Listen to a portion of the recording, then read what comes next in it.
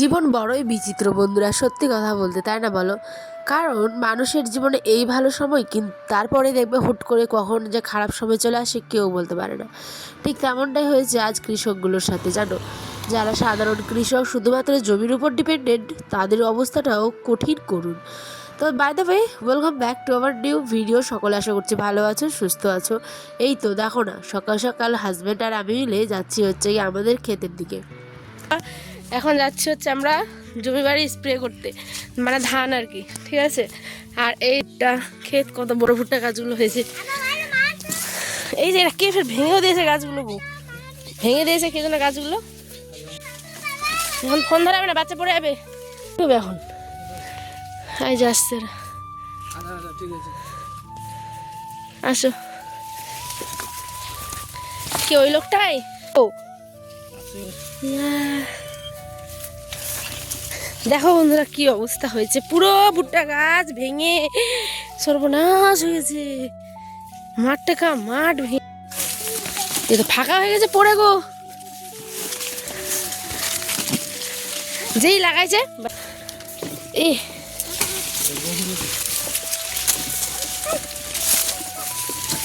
ভুট্টা যারা লাগাও তারা হয়তো জানো, ভুট্টা জিনিসটা অনেকটাই সেন্সিটিভ জিনিস।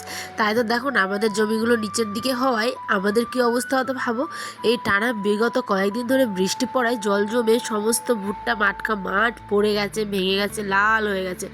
ওই যে দূর থেকে দেখছো, এটা হচ্ছে আমাদেরই জমি, একটু নিচু জমি। তো এইখানটায় তাহলে আর কত পরিমাণে আমাদের ভুট্টাগুলো মরতো। ভাগ্যিস আল্লাহ যেটা করে ভালোর জন্যই করে, আমরা সরিষা লাগিয়েছিলাম। আর দেখো, আমি কিন্তু বলছি না যে ভুট্টা খারাপ, কিন্তু ভুট্টাদের রিস্কটা বেশি। কখন বৃষ্টি হবে, জল লেগে থাকবে, সবার ভুট্টা পড়ে যাবে। ভাবো, একটুখানি ঝড় বৃষ্টিতেই ভুট্টা গাছগুলো কত পরিমাণে লস হয়েছে। এই কৃষকদের, যারা শুধুমাত্র এই চাষবাস করে আর অন্য কোনো কিছু কাজ হয়তো করেন না, তাদের অবস্থাটা একবার তোমরা ভেবে দেখেছো কি হতে পারে? আমাদের তো দিন চলেই যাবে, কিন্তু তাদের অবস্থার জন্য সত্যি মনটা খুবই খারাপ হয়েছিল যখন যাচ্ছিলাম, দেখছিলাম। কারণ প্রত্যেকটা কাজই কষ্টের। তোমার কাজটা হয়তো ঘরে এসির তলায় বসে, কিন্তু যারা হয়তো রোদ্রে কাঠফাটা রোদ্রে আর কি কাজ করে, তারাই বোঝে প্রত্যেকটা কাজই সমান, কোনো কাজই ছোট না, ঠিক আছে।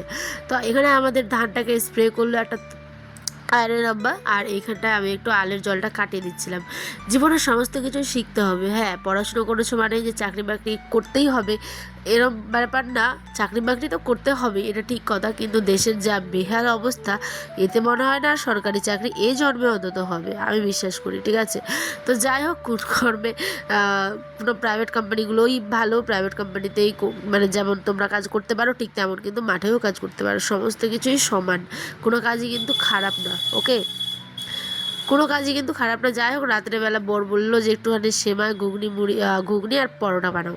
তো এই যে সময় করতে করতে আমার ভাসুরের ছেলে চলে এসেছে বাটি নিয়ে, বলছে কাকিমা খাবো। আমি ওকেও দিতামই, কিন্তু দেখো তার আগেই বাচ্চা তো উনি চলে এসেছে, ওকে দিয়েছি, আইনকে দিয়েছি, পাশে বসে সবাইকে খাওয়ালাম, মানে ওদের দুজনে খাচ্ছে ওরা। আর এদিকে ঘুগনিটা আমি ভালো করে ছকে নিচ্ছি, একদম সিম্পল, অল্পখানি তোমাদের সাথে শেয়ার করেছি। এদিকে ময়দাটা, তেল, তারপর লবণ, চিনি, একটুখানি খাওয়ার সোডা, এগুলো দিয়ে মেখে, আর এই যে দেখো ফুলকো ফুলকো কিন্তু আমি পরোটা ভেজে নিচ্ছি। বাই দ্য ওয়ে, আজ এই ব্লগটা এখানেই শেষ করছি। কেমন লাগলো অবশ্যই কমেন্টে জানিও। আর বিশেষ করে নতুন বন্ধু হয়ে থাকলে অবশ্যই চ্যানেলটা সাবস্ক্রাইব করে পাশে থেকো, কারণ তোমাদের ভালোবাসা ছাড়া তো আমি কোনো কিছুই না। হ্যাঁ, কারণ প্রত্যেকটা ব্লগের পিছনেই কষ্ট থাকে, আমরা প্রত্যেকেই জানি, তাই না? তো তোমাদের ভালোবাসাটা একান্তই আমাদের প্রত্যেকটা ইউটিউবারেরই প্রয়োজন। জানি না কেমন হয়েছে ব্লগ, কমেন্টে জানিও। এদিকে বড়কে দিলাম খেতে, বড় খেতে বহুত খুশি, ওর তো মন ভালো লেগেছে আর কি, এটাই আমার কাছে অনেক। তো তোমাদের কেমন লাগলো জানিও। এবার আয়নকেও চলো একটাখানি খাইয়ে দিই, আর আমিও খাবো। আজ আসি, দেখাবো অন্য একটি ব্লগে। আশা করছি সকলে ভালো থাকবে, সুস্থ থাকবে। আর নেক্সট ব্লগের জন্য প্লিজ চ্যানেলটা সাবস্ক্রাইব করে বেল আইকনটা প্রেস করে রেখো।